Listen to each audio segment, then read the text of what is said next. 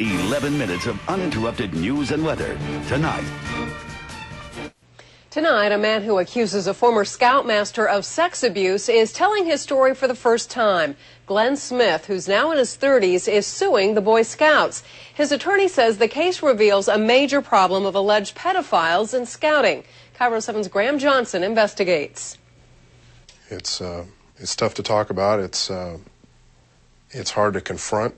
Glenn Smith will keep quiet no longer. Smith alleges his Scoutmaster sexually abused him in the early 80s. You did what you were told. You know, that's in the Scout motto, is obedience.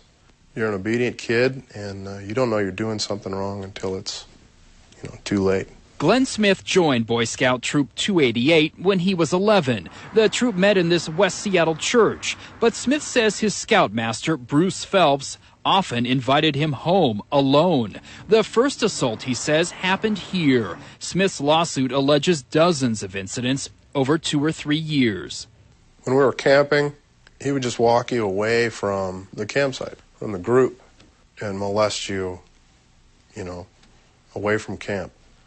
Bruce Phelps declined comment. His attorney denies Glenn Smith's allegations and says they came out of left field. Smith is the 5th local man to sue the Boy Scouts over abuse by Phelps. Matt and Tom Stewart filed suit in 2003. A pedophile will use each one of these badges as an opportunity. They have since settled their case for an amount they can't disclose. In a videotaped deposition, Phelps admitted molesting the Stewart brothers. Did there come a time when you began having sexual encounters with Tom Stewart? Yes. In 1988, the Stewarts reported the abuse to Seattle police. This police report indicates investigators found sufficient evidence for prosecution, but the statute of limitations had run out. Phelps was never charged. At the time, Phelps told police he had found God, and in his deposition, he also alluded to a life change. Obviously, at that time, I didn't have any morals. Boy Scout administrators say they can't comment on the lawsuits regarding Bruce Phelps. Seattle attorney Timothy Kosnoff, who represents all 5 Phelps accusers, says there's a much larger problem. What we have here are the what are called the ineligible volunteer files. Each is a report to Boy Scout headquarters in Texas about a volunteer kicked out of scouting. Kosnoff is the only attorney to have these copies.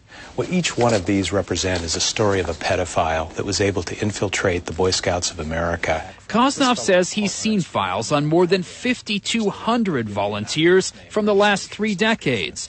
And Kosnoff says he learned from the Boy Scouts themselves that in the early 70s, they purged thousands of files. That on average, they were opening up a new file on a child molester that had been dismissed from scouting at the rate of 1 every 3 days.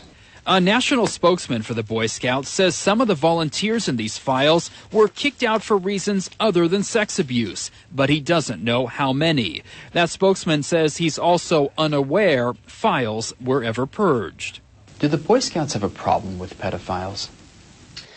No, I don't think that the Boy Scouts has a problem with pedophiles. I think society has an issue in that pedophiles are out there.